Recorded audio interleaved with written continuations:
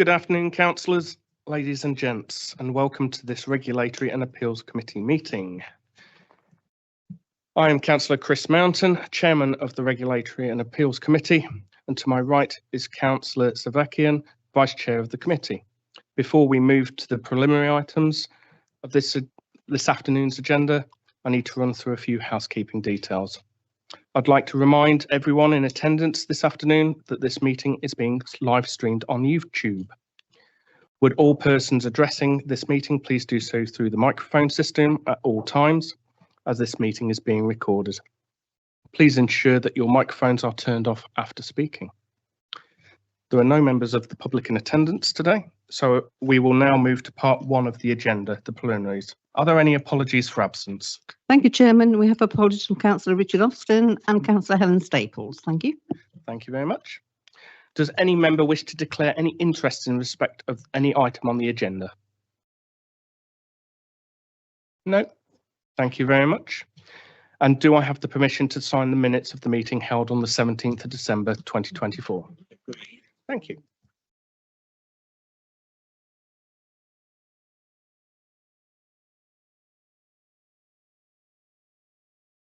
Are there any questions from the members of public? There are none for this meeting, Chairman. Thank you very much. We'll now move to part two of the agenda. First item is the animal welfare licensing policy, which starts on page 5 of the agenda pack, and I will ask the senior licensing officer to present the report. Thank you, Chair. So this is a report to consider the consultation responses to the draft animal licensing policy for Boston Borough Council. It's recommended that the committee consider the responses and any recommended amendments and approve the policy to be referred to Council for adoption and publication.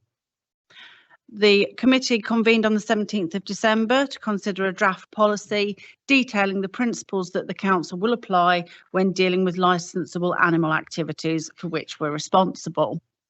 It was determined that consultation would be carried out for a 6-week period, with any responses to that consultation being returned to committee for consideration. The consultation opened on the 6th of January and was carried out with relevant stakeholders. During the consultation period, 3 responses were received. One response posed a question regarding whether it would be appropriate to include information on the keeping of poultry. I have responded to the consultee and advised that a separate registration scheme is operated by DEFRA and does not fall under the Council's remit. However, if any activity requires registration with DEFRA, applicants may be asked to evidence that correct authorisation is in place. This would be, for example, a performing animals registration where they perhaps use chickens in part of their business, and we would then ask them to see the relevant authorisations with any governing bodies. That same respondent also asked whether section 6.61 of the policy, which relates to the schedule of animals, should include dogs in that schedule. It's my opinion that that section relates to species including it in licensable activities specifically. For example, a registration for keeping animals for exhibition could have a number of different species, as would a pet shop, whereas kennels and catteries relate solely to dogs. So it is recommended that to avoid any ambiguity, the heading for that section is amended to read schedule of species rather than schedule of animals.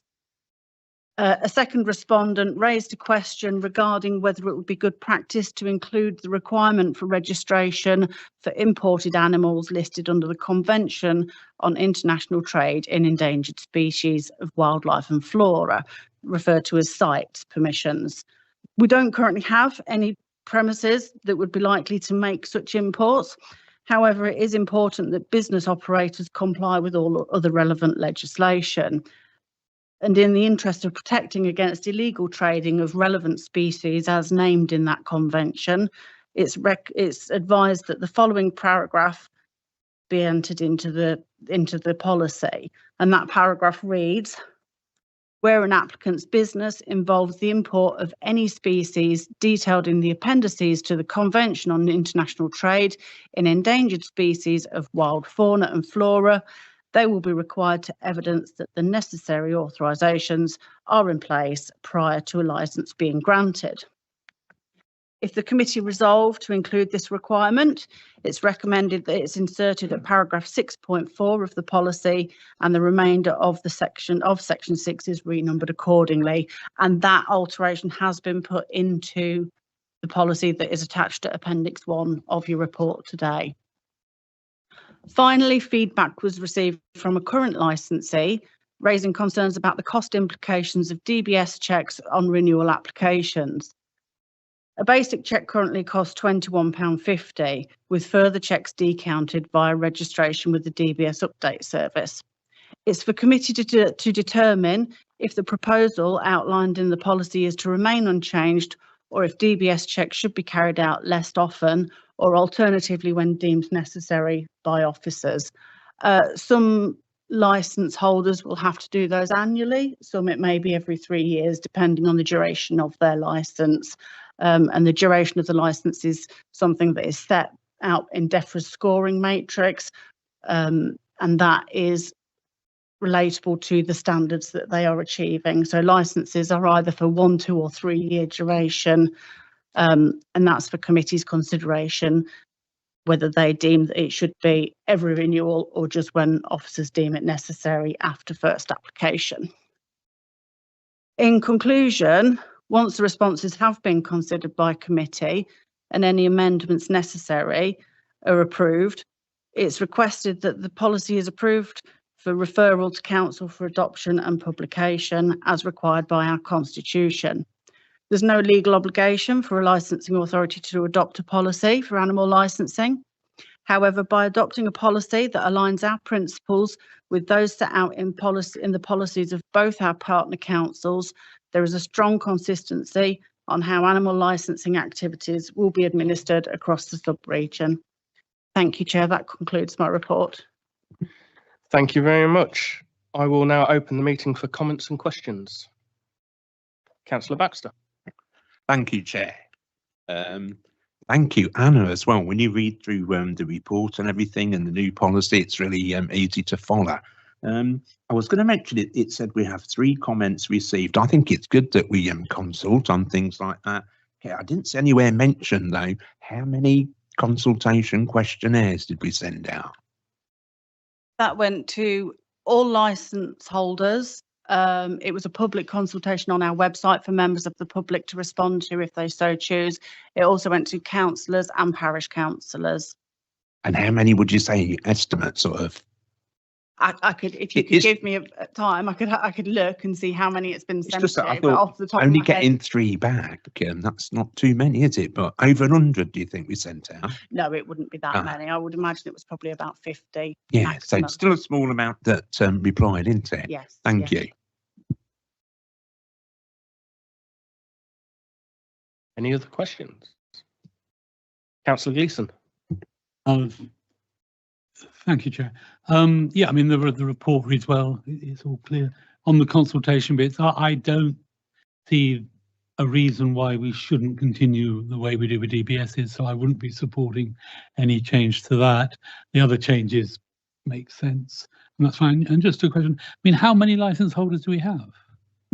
It's approximately 30 different licensed premises under animal welfare. We don't currently carry out DBS checks. It's not a statutory requirement. That's why it's been put in the policy as something that should be carried out just to make sure people are fit and proper, specifically that they haven't got any convictions that would raise concern in terms of their fitness to run a licensed premises. So you would look at things like violence convictions, any animal related convictions. So it's really for committee to determine whether the current licence holders should, people who are checked should continue to be checked on that basis, or if anything else would be more appropriate. I suppose my view still is that I think we should carry on with or start DBS checking. And in honesty, the cost of the license within the within the running of a business is next. I think so. I still think we're better to be safe than sorry. Councillor Martin. Thank you, Chairman. I completely agree with Paul. I think that the DBS checks, I think they're very important. I think we need to know who's looking after these animals or who's looking after people's animals. I don't think that £21.50 at all is unreasonable.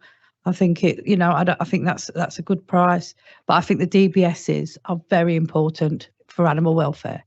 Thank you.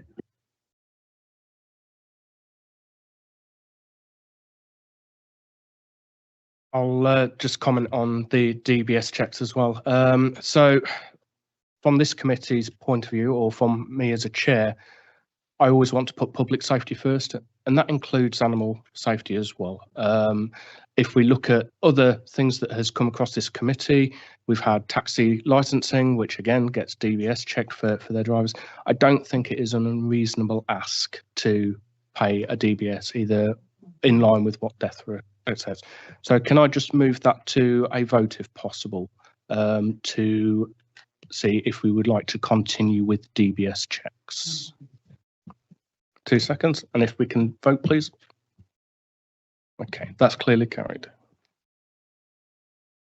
Are there any further questions? Okay. Thank you very much. We have to vote, Chairman. You know, page 6, a bit about adding the. No. So it's basically all we're doing is going to the recommendations contained within report 5 of the pack, or page 5 of the report. Do I have a proposer? Councillor Scoot and the seconder, Councillor Cantwell, and all those in favour to move it? It's moved. Thank you very much. That concludes this afternoon's business. I will now close the meeting. Thank you for your attendance. Committee members are asked to remain behind, please, for training.